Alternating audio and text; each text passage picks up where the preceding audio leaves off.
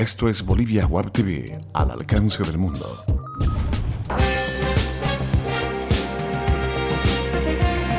A continuación, Bolivia Web TV presenta Bolivia News. ¿Qué tal, amigos de Bolivia Web TV, al alcance del mundo?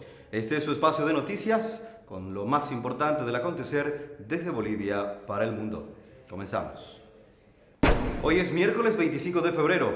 En el arranque de las informaciones les contamos que en Pando ya llegan a 4.000 las personas damnificadas. Las aguas del río Tahuamanu afectó zonas de los municipios de Porvenir y Filadelfia, y además hay varios barrios de Cobija inundados por el desborde del río Acre. El gobernador de Pando, Edgar Polanco, y el alcalde de Cobija, Carmelo Vargas, han clamado por más ayuda a todo el país, ya que según el gobernador ya han sido rebasados en su capacidad de atender a los afectados. El gobierno movilizó ayuda humanitaria, personal y helicópteros para socorrer y ayudar a las 800 familias afectadas. Y el vicepresidente Álvaro García Linera se hizo presente en la zona. El nivel del río Acre llegó a los 15.45 metros de altura en Cobija y son 12 los barrios anegados.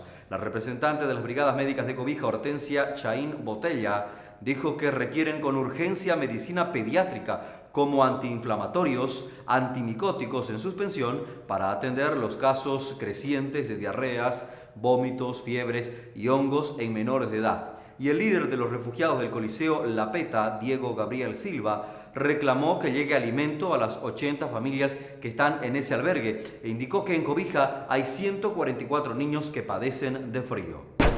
En otros temas, Repsol Bolivia culminó la perforación del pozo Margarita 8 con el descubrimiento de un nuevo reservorio de gas en la formación Santa Rosa a más de 5.000 metros de profundidad.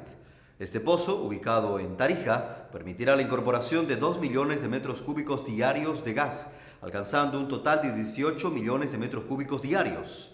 El presidente Evo Morales participó de la inauguración del nuevo reservorio de gas en el megacampo Margarita Huacaya y anunció nuevas sorpresas en el tema hidrocarburífico en zonas no tradicionalmente petroleras. Aún se están desarrollando perforaciones en el marco de la fase 2 del proyecto Margarita Huacaya y que en las próximas semanas concluirá con los resultados de la perforación del pozo Margarita 7. En La Paz, el director del Servicio Departamental de Salud SEDES, Henry Flores, confirmó el primer caso positivo de chikungunya. Se trata de una mujer procedente de Brasil diagnosticada en la población de Palos Blancos. La autoridad precisó que la persona recibió el respectivo tratamiento y retornó a su país de origen. Sin embargo, el personal médico de la gobernación realizó una investigación en la zona para descartar la propagación del virus y el SEDES tomó las provisiones para iniciar la fumigación de las poblaciones donde normalmente surgen casos de dengue en el norte de ese departamento. En Santa Cruz, los casos autóctonos de chikungunya ya llegan a 32 y todos tienen como origen la Villa Primero de Mayo. La Central Obrera Boliviana determinó rechazar la respuesta del gobierno al pliego de los trabajadores por considerarla insuficiente. El secretario de Integración y Desarrollo Regional de la Central Obrera Boliviana, José Luis Delgado, informó de que se solicitará una nueva reunión con el presidente Evo Morales para que se puedan conformar comisiones y satisfacer así las demandas de los trabajadores.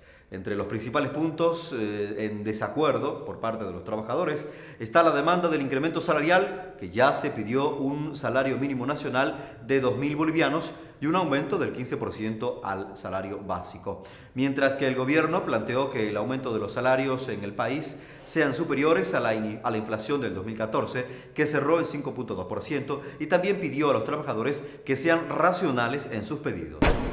La Cámara de Industria, Comercio, Servicios y Turismo de Santa Cruz, CAINCO, eligió como su nuevo presidente a Jorge Arias Lascano, actual gerente general, accionista y miembro del directorio de la Sociedad Agroindustrial Nutrioli.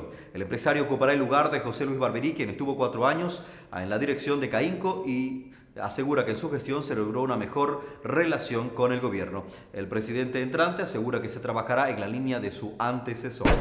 Y esta noche, el grupo boliviano Pasión Andina volverá a subirse al escenario del Festival de Viña del Mar y esperan cambiar el bajo resultado de 5.1 obtenido el pasado lunes, cifra que los dejó en los últimos lugares de la competencia folclórica.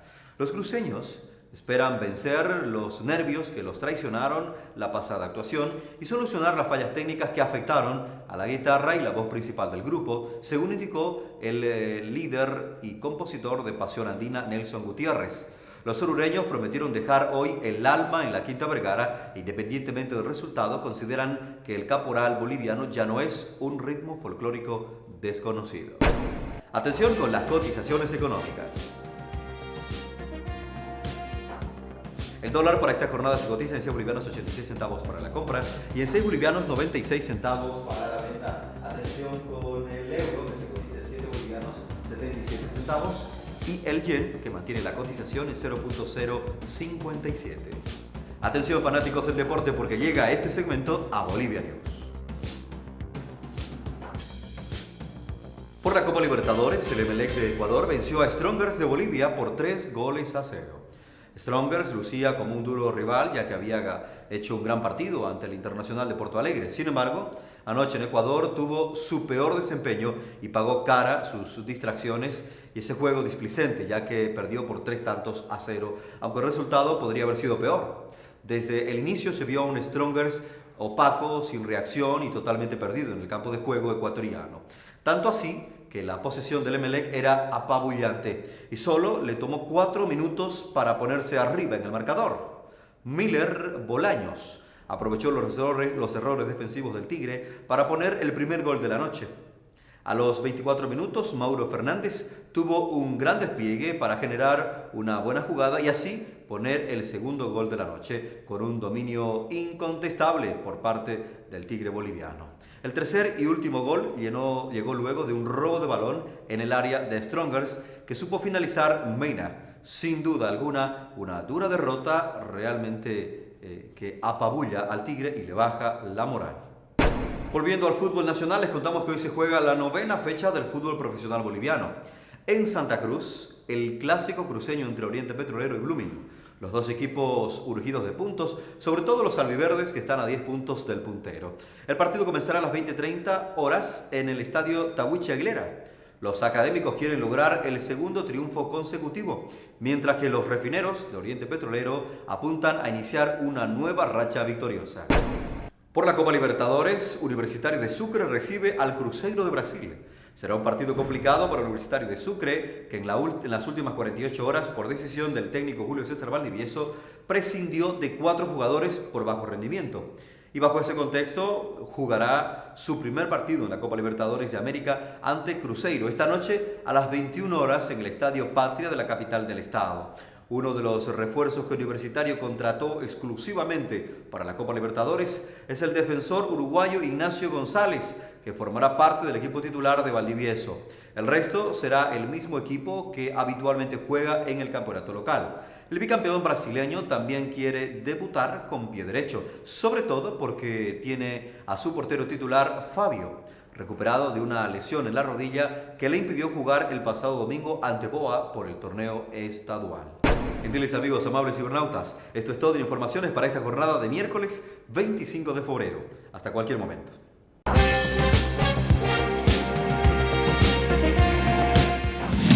Bolivia Web TV presentó Bolivia News.